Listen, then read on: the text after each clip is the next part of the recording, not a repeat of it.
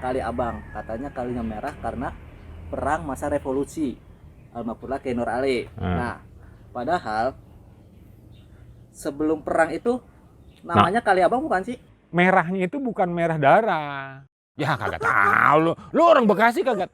Oh ini udah satu kebenaran yang pasti. Komentar nih. Ya silakan aja komentari. Kan kayak gitu. CRB, Cerita Rakyat Bekasi. Assalamualaikum warahmatullahi wabarakatuh.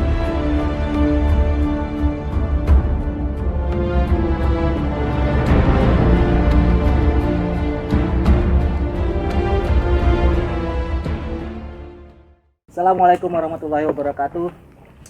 Kembali lagi di CRB Cerita Rakyat Bekasi. Di sini saya bertemu langsung oleh Bang Sakiran. Siang Bang. Selamat siang. Nah, Bang Sakiran ini dari komunitas Historika Bekasi Historika Bekasi dan Yayasan Sejarah Bekasi Raya. Oh, Yayasan Sejarah Bekasi Raya ya? Ya, dua komunitas. Kalau itu bagiannya terpisah nggak Bang? Misal masa revolusi, kolonial, masing-masing bagian nggak? Enggak. Itu dibagi berdasarkan ada yang mengkaji sejarah, ada mengkaji budaya, seni, pendidikan, dan lain-lain. Oh, kalau Gitu. Bang Sakiran ini? Bagian penelitian sejarah. Oh, penelitian sejarah yang merangkup ke kayak apa nih? Ya, apa ya, menjelajah gitu kan, jejak-jejak sejarah di Bekasi ini. Oh, artefak-artefak. Artefak, Gitu ya? iya, pokoknya untuk melengkapi catatan-catatan sejarah yang sudah dibuat oleh para sejarawan di Bekasi gitu. Nah, ini Bang, kemarin juga kan kita udah mencoba cari sejarah-sejarah Kali Abang. Oh Nah, iya. banyak ini cerita-cerita dari saya tuh, dari orang-orang tua, dari apa, berhenti kalau cerita dari orang-orang tua berhenti, kalau saya lihat berhenti di revolusi.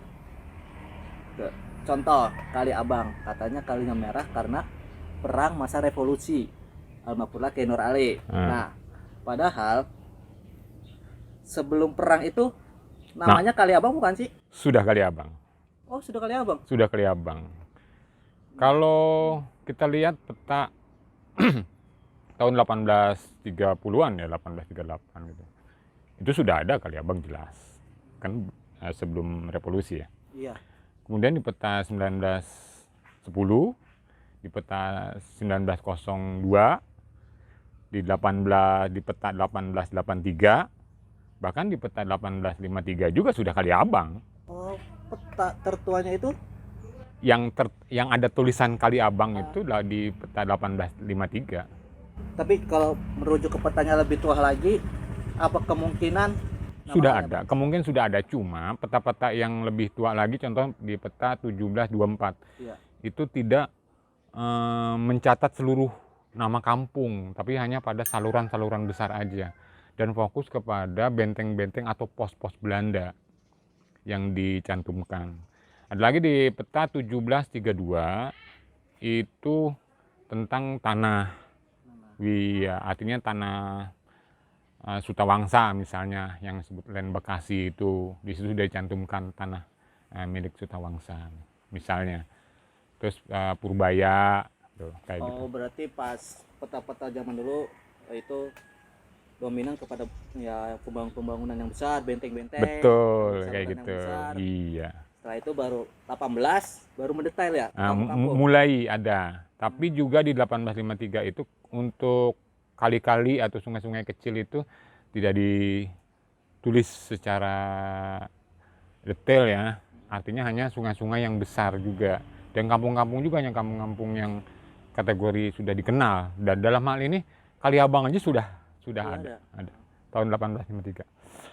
Tapi juga nama-nama kampung-kampung kecil kayak di situ Kali Abang kan banyak tuh. Kali Abang, Bungur, Udik, Rorotan, Rengan, terus banyak lah kan di situ kan. Ya. Nah, itu di peta 15853 belum ada. Tapi kemungkinan ada. Kalau saya lebih berkeyakinan ya, berkeyakinan pecahan dari Kali Abang, sepertinya Kali Abang Nangka, Kali Abang Bungur itu setelah 1853. Oh, perpecahan gitu ya. Mulai berbentuk kampung-kampung. Iya, artinya kampung, ya pemekaran lah. Jadi pemekarannya bukan pemekaran dalam artian dipisah bagaimana ya, untuk mencirikan suatu tempat. Kali Abang yang ada pohon nangka misal, disebut Kali Abang nangka, pohon kelabang yang, jadi sebuah apa ya,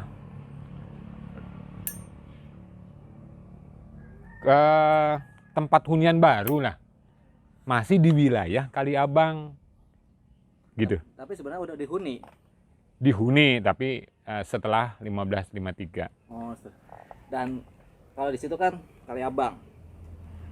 Nama Kali Abang ini nih yang kita penasaran nih, ya kan?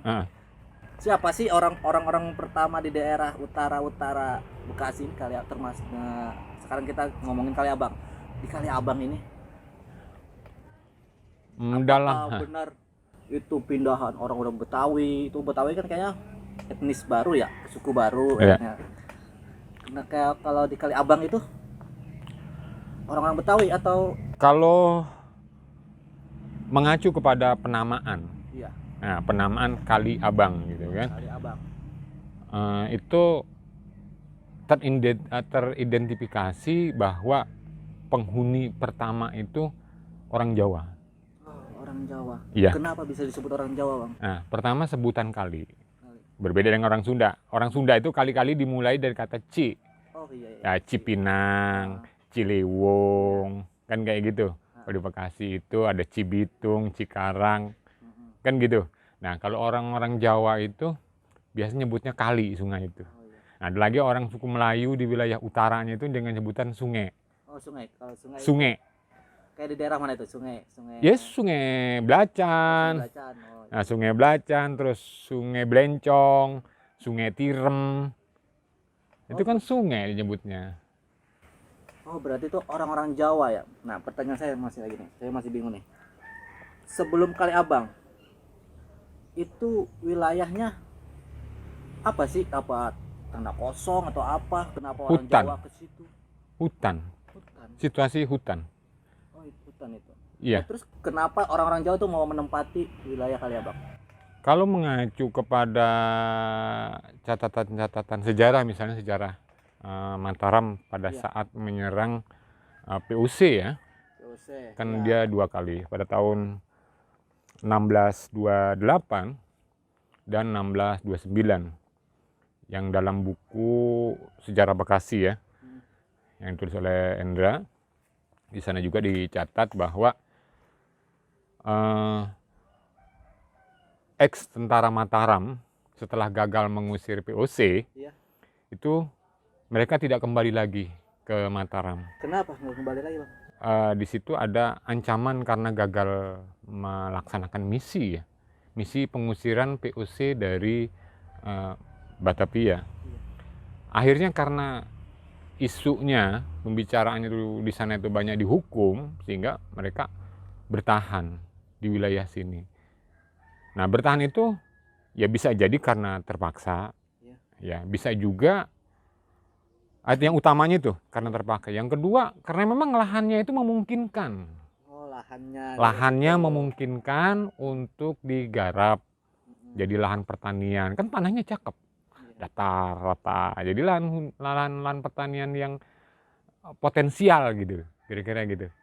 Jadi dibalik keterpaksaan, tapi berpeluang. Ada peluang yang bisa dikembangkan, kayak gitulah yang menjadi bertanya dia.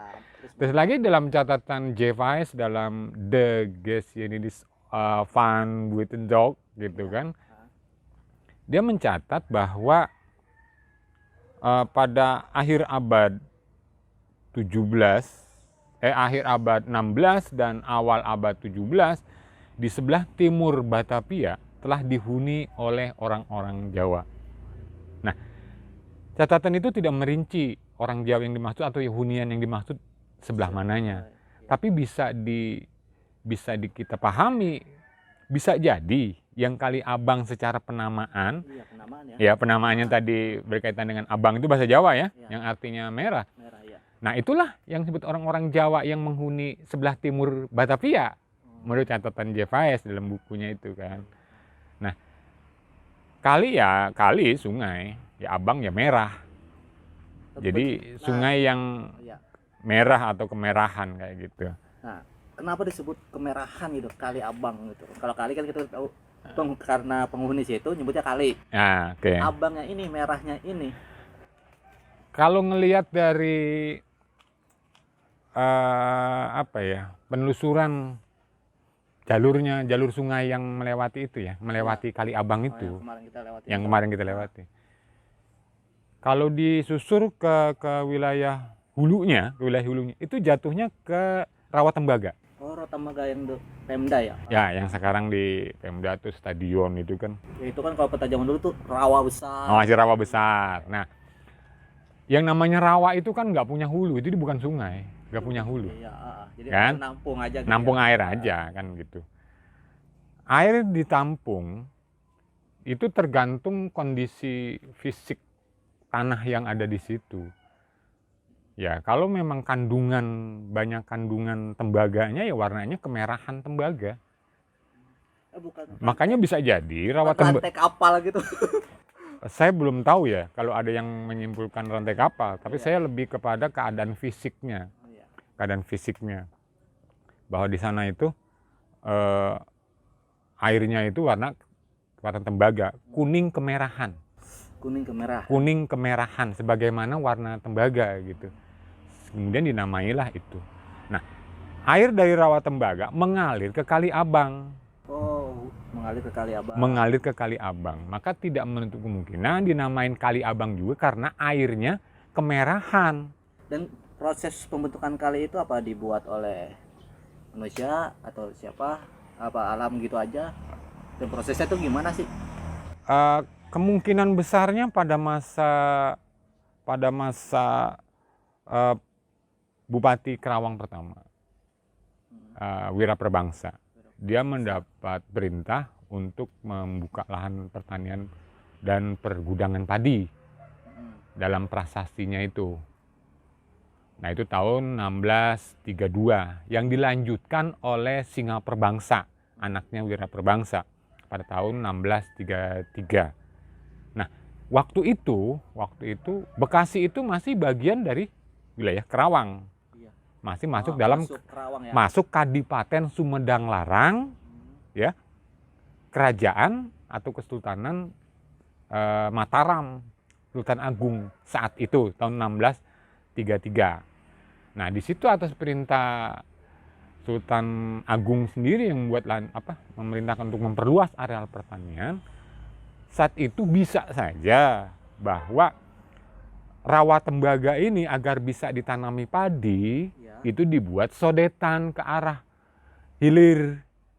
Oh, dibuka gitu aja. Sodetan, supaya air rawa itu menyusut dan kan bisa ditanami padi.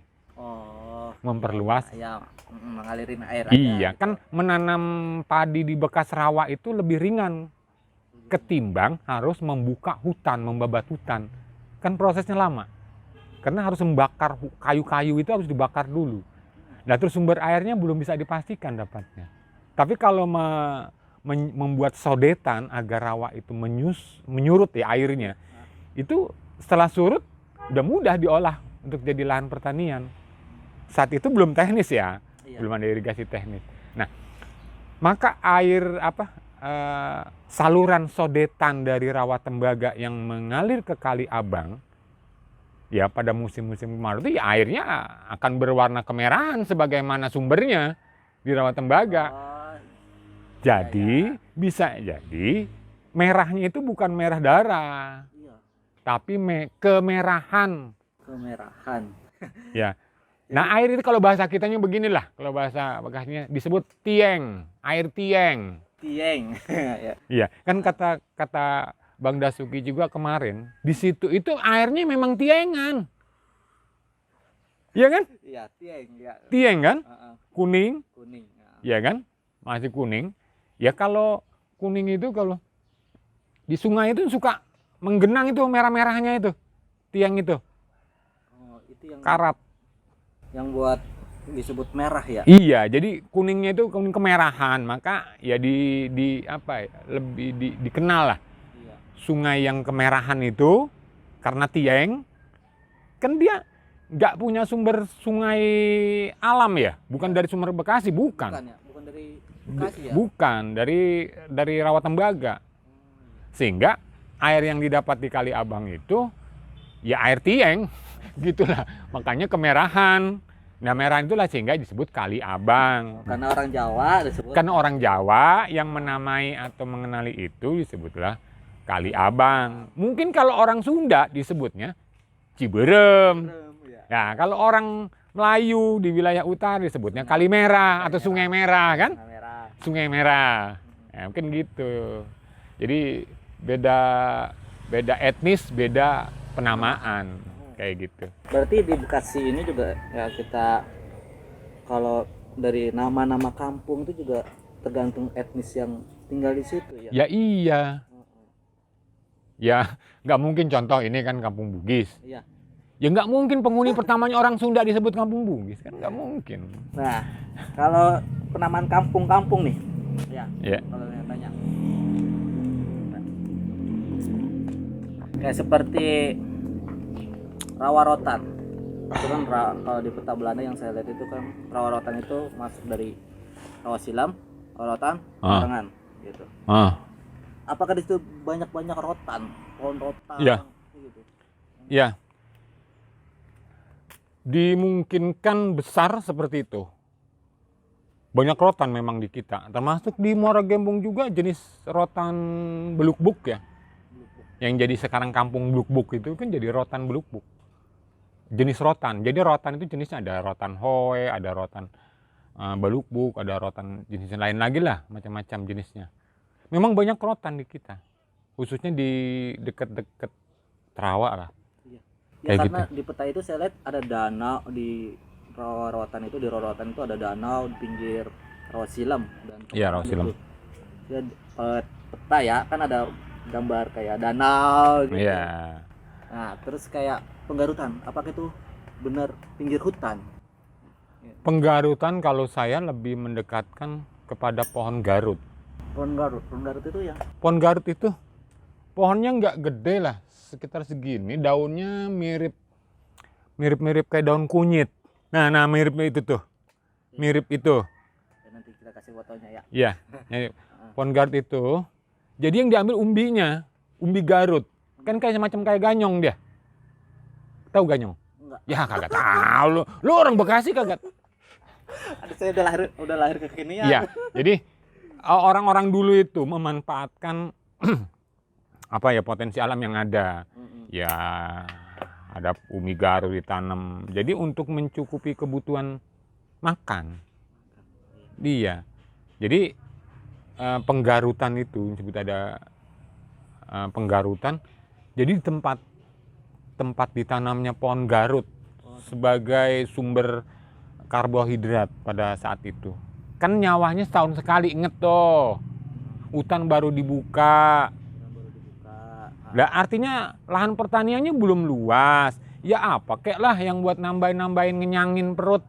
Kan gitu. Makanya ada gadung ditanam, ada ya gadung ya. Jadi penamaan kampung Pegadungan. Termasuk Pulau Gadung, tempat tanamnya gadung. Gadung itu kan Pohon besar ya? Pohon merambat ya. Bukan yang tinggi itu gadung itu, yang kemarin itu? Bukan. Itu bukan. Bukan. Pohonnya enggak ini, pohon merambat ya. Pohon merambat. Ubinya itu kan bisa dimanfaatkan untuk tambahan makanan, untuk jadi makan tambahan lah selain daripada beras. Kan saat itu ada yang makan ubi singkong ya. Ubi singkong ya, ubi pokoknya apa ya, untuk memenuhi kebutuhan hidup atau sumber karbohidrat lah buat kita. Kan nyawa setahun sekali, itu pun kalau berhasil. Kalau nggak berhasil makan apa? Lah kalau nggak bisa berbudidaya ataupun nanam umbi-umbian, udah lapar lah. Nah maka umbi-umbian dimanfaatin. Sawah banyak. Sawahan. Iya kan, apa ya, belum ada irigasi teknis. Kan nyawa setahun sekali, ingat. Setahun sekali, itu pun kan kalau panen. Kalau gagal, makan apa? Makan apa? Sementara modal katakanlah sekintal 2 kintal, itu kan buat modal nyawa. Habis. Atau ada cadangan buat makan sampai panen. Lepas panennya gagal, apa yang mau dimakan?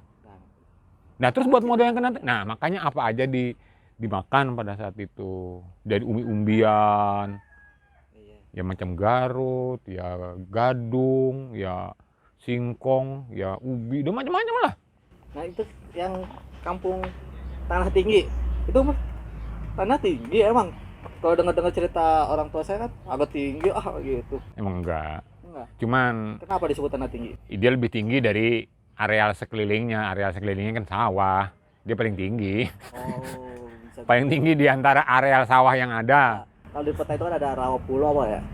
Iya, ada samping Tanah Tinggi itu kayaknya ada rawa deh. Iya ada rawa. Nah jadi kan kalau di pandangan dari rawa itu dia kelihatan tinggi, atau dari sawah-sawah di sekelilingnya itu dia kelihatan lebih tinggi. Ya disebut aja, yang ada tanah tinggi. Ya, maksudnya tanah yang lebih tinggi dari yang Iya. pada umumnya di situ. Dari sekitarnya lah ya. Oh tanahnya bukan tanah merah. Berarti kalau penamaan kampung itu sesuai Kondisi dengan fisik pada kondisi yang umumnya. ada alam di situ. Kondisi fisik nih, ada kondisi fisik, ada karena pohon yang banyak tuh, pohon yang tumbuh di situ. Kalau bulak macan tuh. Apa benar itu? Macan atau apa bulak macan? Nah itu saya belum dapat cerita dari masyarakat setempat. Saya belum kunjungi ya. Saya belum kunjungi macan yang dimaksud itu apa memang macan ya harimau Jawa yang disebut ya, atau macan memeng, kan bisa juga. Macan memeng itu belacan ya. Seperti kucing lebih besar dari kucing dikit lah. Kucing macan gitu. Macan memeng, macan memeng disebutnya. Ya apa di Bulak itu macan memeng, isi yang dimaksud macan tadi. Tapi emang di Apa memang macan besar dulu kan? koran-koran Belanda itu emang pernah ada macan di Bekasi ya? Ya memang ada. Di Teluk Buyung apa Teluk Pucung ya waktu saya baca di Iya. kabar. Iya di Muara Gembong itu kan macan. Gembong. Berarti ada hunian macan-macan. Lah iya. Termasuk dalam kelompok apa harimau Jawa itu diantaranya di Bekasi juga ada macan. Jadi emang penamaan Kali Abang itu bukan dari peristiwa pertempuran di zaman-zaman revolusi ya. Bukan. Jauh sebelum itu sudah ada namanya Kali Abang.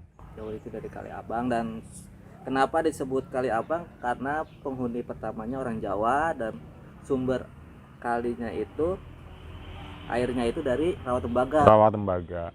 yang warnanya tieng atau agak kemerah-merahan. Nah, kuning kemerahan. Yaudah.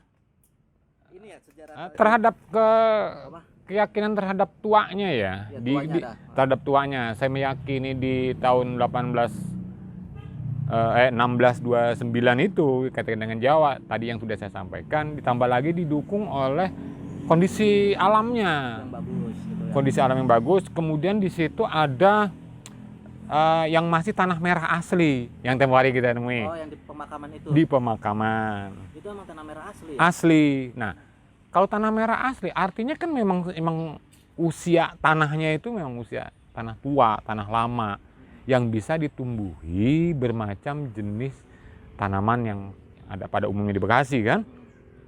Artinya layak tempat hunian gitu. Layak dihuni lah, makanya Layak dihuni. Mataram. Tapi emang dasarnya yang tinggal itu tentara Mataram. Kemungkinan besar seperti itu. Iya, umumnya besar ya. Kemungkinan besar itu. Tadi berdasarkan beberapa sumber yang mencatat tentang wilayah di Bekasi dan utara sekitar itu banyak dihuni oleh XX tentara Mataram yang tidak kembali lagi ke Jawa. Oh, Ya, terus lagi dari penamaan Kali Abang. iya. Dan kalau dari sana beda lagi ya, beda lagi yang Iya, beda etnis, beda penamaan. beda etnis dan kenamaan. Dan sekian untuk pembahasan Kali Abang, mungkin ya udah terang ya. Sekarang dasar-dasarnya itu bukan dari zaman revolusi karena itu udah puluhan tahun ya, Ratusan? ratusan ya ratusan tahun dari 1600 ya. 1630. 1600 dan penghuni pertama itu orang-orang Jawa. Terima kasih Bang Sandiran. Wah, udah berbagi cerita bagi Ya. kawan lah. terhadap hal yang dianggap tidak sesuai ya silahkan aja. Kalau misalnya ada komentar nih, Ya silakan aja komentari kan kayak gitu. kita diskusi aja. Ya kita diskusi aja. Ini kan apa yang saya ketahui seperti itu. Ketahui saat ini itu. Yang Ya, saya ketahui saat ini ya seperti itu. bisa ada- Tidak menutup kemungkinan adanya berita yang lain lagi yang lebih kuat gitu. Saya nggak bilang oh ini udah satu kebenaran yang pasti gitu hakiki. Oh enggak ada gitu kan. Sejarah itu kan dinamis saja. Kalau mau debat ya kita berbagi pengetahuan aja, diskusi gitu. Diskusi aja. Ya. Das. Nanti kita kembali lagi di diskusi lain lagi. Ya itu tentang revolusi, tentang zaman-zaman kolonial gitu. Sampai berjumpa lagi di CRB, Cerita Rakyat Bekasi.